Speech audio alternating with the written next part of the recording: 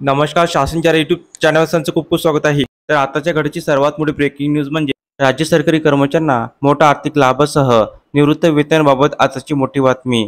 त्या संदर्भात व्हिडिओच्या माध्यमातून संपूर्ण अपडेट सविस्तरपणे पाहण्याला सुरू करूया. राज्य कर्मचाऱ्यांच्या बाबतीत अनेक मागण्या बरेच दिवसापासून प्रलंबित आहे. सदर मागण्या पूर्ण व्हाव्यात म्हणून कर्मचारी संघटनेमार्फत वारंवार राज्य सरकारकडे पाठपुरावा करीत आहे. प्रलंबित असणाऱ्या मागण्या नेमक्या कोणत्या आहे याबाबत संक्षिप्त आढावा पुढील प्रमाणे पाहूया. निवृत्ती वेतन.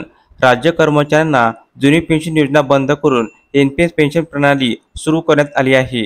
सदर एनपीएस प्रणालीत विरोध झाल्यानंतर आता राज्य सरकारमार्फत सुधारित एनपीएस प्रणाली अथवा केंद्र सरकारची यूपीएस पेन्शन प्रणालीपैकी एक पेन्शन योजना निवडण्याचा पर्याय उपलब्ध करून देण्यात आलेला आहे. केंद्र सरकारची यूपीएस एकीकृत पेन्शन योजना व राज्य सरकारची सुधारित राष्ट्रीय पेन्शन योजनेमध्ये देखील ओल्ड पेन्शन प्रमाणे लाभ मिळणार नाहीत. त्यामुळे राज्यातील अधिकारी आणि कर्मचाऱ्यांकडून जुनी पेन्शन योजनेचीच मागणी केली जात आहे.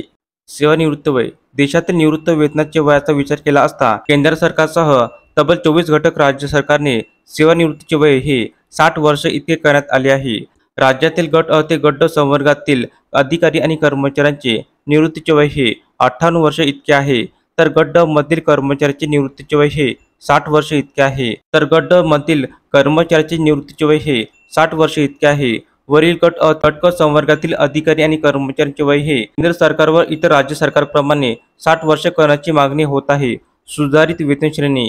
7व्या वेतन आयोगामध्ये असणाऱ्या वेतन त्रुटीचा अभ्यास करून सुधारित वेतन श्रेणी लागू करण्यासाठी राज्य सरकारमार्फत खुल्ल समितीची स्थापना करण्यात आली आहे. सदर समितीने केवळ 105 पदांना सुधारित वेतन श्रेणी लागू करण्याची शिफारस करण्यात आली आहे.